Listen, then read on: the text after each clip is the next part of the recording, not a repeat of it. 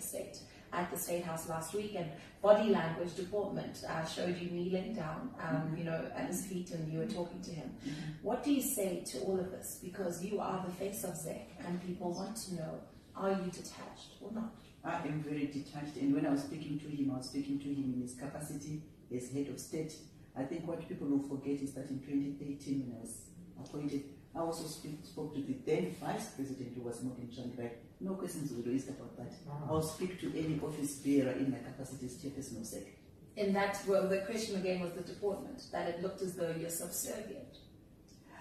I have been brought up to say that when you're speaking to somebody who's older than you, you kneel down. That's how I've been brought up, and it was difficult for me to change that, just like that, when he called me to his side. So that was a combination of culture, because I mean, in a proper business setting, so to speak, that wouldn't really happen.